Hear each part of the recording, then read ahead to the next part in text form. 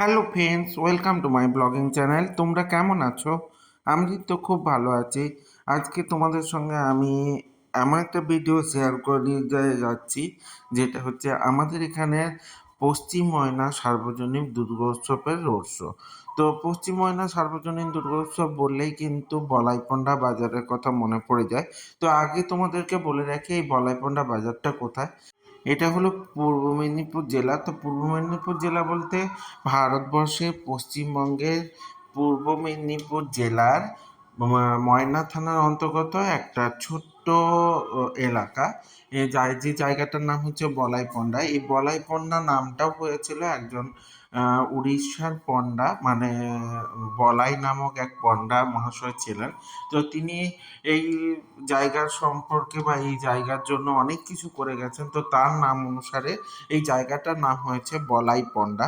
তো সেই বলাইপন্ডা জায়গাটায় একটা বড় ধরনের দুর্গাপুজো হয়ে এসছে, যেটা প্রায় এবছর ৭৫ বছর আপ হয়ে গেছে। তো এত বছর আগেকার পুজো খুব মহা সমারোহে এবং মহা ধুমধামে পূজা হয়ে আসছে। এই পুজোর জন্য রোড শো বেরিয়েছিল, সেই রোড শোটা আমি তুলেছিলাম। তবে এবছর কিন্তু রোড শো খুব ভালো ধরনের করতে পারেনি এরা, কারণ এবছর বিভিন্ন জায়গায় বন্যা হয়ে গেছে এবং আমাদের এখানে রোড কনস্ট্রাকশন বা রোড এক্সটেনশনের জন্য অনেক পরিমাণে জায়গা নিয়ে নেওয়া হয়েছে। তার জন্য সমস্ত দোকানদারদের দোকান ভেঙে দিতে হয়েছে। তার জন্য কেউই ভালো করে চাঁদা দিতে পারেনি। তো যা হোক, মোটামুটির উপর যতটা পুজো করা যায় তার জন্য ব্যবস্থা করেছে এবং তার রোড শো। তো এখানকার গ্রামের মহিলারা মাথায় করে ঘট কলসি নিয়ে হাঁটছিল এবং বিভিন্ন ধরনের প্রসেশনের মধ্যে যে ধরো সাঁওতালি নৃত্য, তার সঙ্গে সঙ্গে বিভিন্ন ধরনের এলাকার নৃত্য, সেগুলোকে পরিবেশনের মাধ্যমে রোডের মধ্যে দিয়ে হাঁটছিল সবাই। তো সেটাই আমি তোমাদের সঙ্গে ক্লিপের আকারে একটু শেয়ার করে নেওয়ার চেষ্টা করেছি।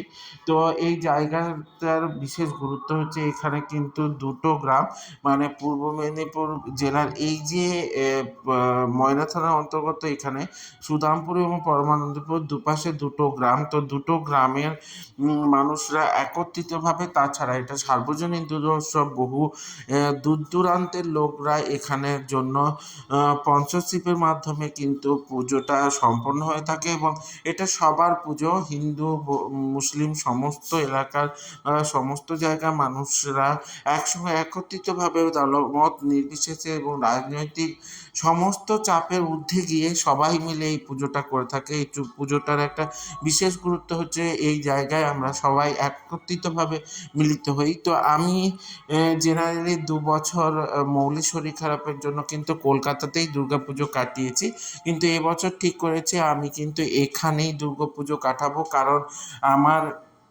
এটা হচ্ছে নারীর টান আছে। তো আমি এখানেই কিন্তু জন্মগ্রহণ করেছি, তো এবং এখানেই ছোট থেকে বড় হয়েছি। তো ভালোবাসাটা একটা তো আলাদাই মাত্রা রাখে, এটা তো বলতে পারি, কারণ আমি এখানে বড় হওয়া, এখানকার মানুষদের সঙ্গে সমস্ত চলাফেরা বা সবার সঙ্গে কিন্তু এখানেই আমি মিলিতভাবে সমস্ত উদ্যোগে কাজ করে গেছি। তো আর আমার সমস্ত নারীর টান, মাতৃর টান বলো, সবটাই কিন্তু এই বলাইপন্ডা জায়গাটা নিয়ে। তো তাই ২ বছর হয়তো আমি বাইরে কাটিয়েছি, কলকাতা পুজো খুব ধুমধাম করে হয়তো ওখানে পুজো দেখেছি, ঠিক আছে, কিন্তু কোথাও না কোথাও একটা মন খারাপের জায়গা ছিল, যেটা হচ্ছে আমার গ্রামের পুজো আমি কিন্তু দেখতে পাইনি।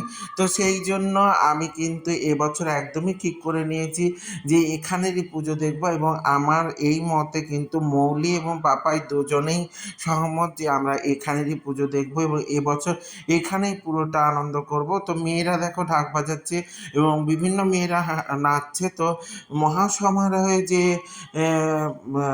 ধরো রোড প্রসেশন শো, তো সেটা কিন্তু দেখতে বেশ ভালোই লাগছিল। আমিও সেটা তোমাদের সঙ্গে একটু শেয়ার করে নিলাম। এই ধরনের ব্লগগুলি পেতে অবশ্যই আমাকে লাইক কমেন্ট শেয়ার করে দিও। আর আমার ভিডিওগুলো তোমাদের কেমন লাগছে অবশ্যই কিন্তু জানাতে ভুলে যেও না। তো লাইক কমেন্ট শেয়ারের মাধ্যমে আমি একটা কথাই বলবো, কমেন্টগুলো যাই করো, ভালো মন্দ যে কোনো কমেন্ট করো, অবশ্যই সেটা নিয়ে আমি ভাবনা চিন্তা করব এবং সেই অনুযায়ী ভালো ভালো ভিডিও আনার চেষ্টা করব।